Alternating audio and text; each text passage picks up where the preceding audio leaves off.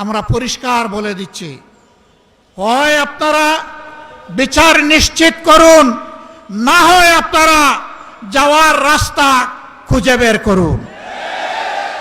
দীর্ঘ 17.5 বছরের ফ্যাসিবাদী শাসনের জাতাকলে পিষ্ট এই জাতিকে আল্লাহ তাআলা আমাদের ছাত্র, শ্রমিক, যুব জনতার আন্দোলনের মধ্য দিয়ে মাত্র 2টি বছর আগে আমাদেরকে মুক্তি দিয়েছিলেন। সেই সময়ে যে দলটি আমাদের মতোই মজলুম ছিল, নির্যাতিত ছিল, আজকে তারা ক্ষমতায় আছে। তারা তখন প্রত্যেকটি হত্যাকাণ্ডের বিচার দাবি করেছিল। নির্বাচনের সময় তারা বলেছিলেন তারা নির্বাচিত হলে ফ্যাসিবাদের হাতে যতগুলা খুন হয়েছে, গুম হয়েছে, নির্যাতন হয়েছে, সবগুলার বিচার তারা করবে। ক্ষমতায় বসার পর এখন তাদের সুর পাল্টে গেছে। বিচার তো তারা করছেই না, বরঞ্চ আপনারা শুনেছেন 4 মাসে 600 জনের অধিক মানুষ নির্মমভাবে বাংলার মাটিতে খুন হয়েছে। আরো দুঃখজনক, এই দলটি নিজেদের হাতে নিজেদের কর্মীদেরকেই খুন করেছে। যাদের নিজেদের কর্মীদের সম্পর্কে নিজেদেরই কোনো দায় এবং দরদ থাকে না, 20 কোটি মানুষের জন্য তাদের কি দায় এবং দরদ থাকবে? আমরা কোনো লক্ষণ দেখতে পাচ্ছি না। লজ্জার বিষয়, ফ্যাসিবাদ থেকে মুক্ত হওয়ার কথা বলে ঠিক ফ্যাসিবাদের রাজপথ ধরেই তারা এখন হাঁটা শুরু করেছেন। বাংলাদেশ ব্যাংকের গভর্নর, বিভিন্ন ব্যাংকে অযাচিত হস্তক্ষেপ, বিশ্ববিদ্যালয় কলেজগুলা দলীয় অনুগত লোকদেরকে দিয়ে দখল করা, জেলায় জেলায় প্রশাসক বসিয়ে দেওয়া, এমনকি খেলার মাঠটা পর্যন্ত তারা দলমুক্ত রাখতে পারলেন না। এইভাবে তারা আবার কার্যত একদলীয় ফ্যাসিবাদী শাসনের দিকেই আগাচ্ছেন। বন্ধুরা, বাংলাদেশ কিন্তু বারবার বিপ্লবের সাক্ষী। আমরা পরিষ্কার বলে দিচ্ছি, হয় আপনারা বিচার নিশ্চিত করুন, না হয় আপনারা যাওয়ার রাস্তা খুঁজে বের করুন। আপনারা যে পথে হাঁটছেন, সংসদে আমরা প্রত্যেকটি বিষয় সেখানে আমরা প্রতিবাদ করছি। 2/3 কিভাবে পেয়েছেন আপনারাই ভালো জানেন, আর দেশ ও জনগণও জানে, এবং এই ব্যাপারে কিছু রাজ সাক্ষী ইতিমধ্যে পাওয়া গেছে। আপনাদের দলের ভিতর থেকে পাওয়া গেছে, বিগত সরকারের মধ্য থেকেও পাওয়া গেছে। আমরা আপনাদেরকে বিনয়ের সাথে অনুরোধ করব, মজলুম ছিলেন, জালেম হবেন না। মেহেরবানি করে বিচারগুলো নিশ্চিত করুন। শুধু ফ্যাসিবাদের হাতে কেন, এই রাস্তায় আমাদের কলিজার টুকরা বিপ্লবের প্রতীক শরীফ ওসমান হাদিকে হত্যা করা হয়েছে।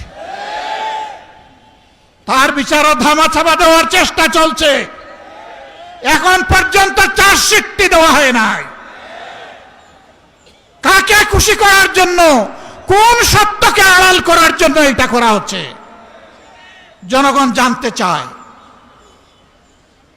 এই 21 তারিখ, মাত্র 2 দিন আগে গাইবান্ধা ইতিমধ্যেই বলা হয়েছে ছাত্র শিবিরের একজন তরুণ নেতাকে গলাকটে স্পষ্ট দিবালুকে সেই ফ্যাসিবাদী কায়দায় হত্যা করা হয়েছে।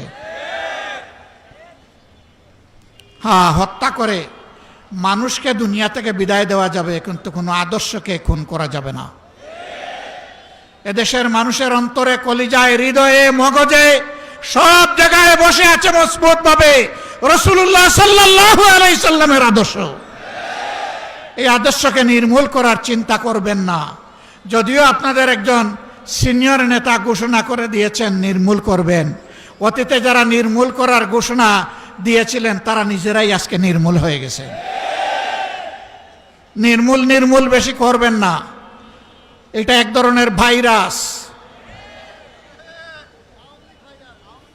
এই ফেসিবাদের ভাইরাস, চাঁদাবাজির ভাইরাস, দুর্নীতির ভাইরাস, দলীয় শাসনের ভাইরাস, এই সকল ভাইরাস মুক্ত করার জন্য আরেকটি বিপ্লব অনিবার্য হয়ে উঠেছে। সেই বিপ্লবের জন্য আপনারা কি প্রস্তুত?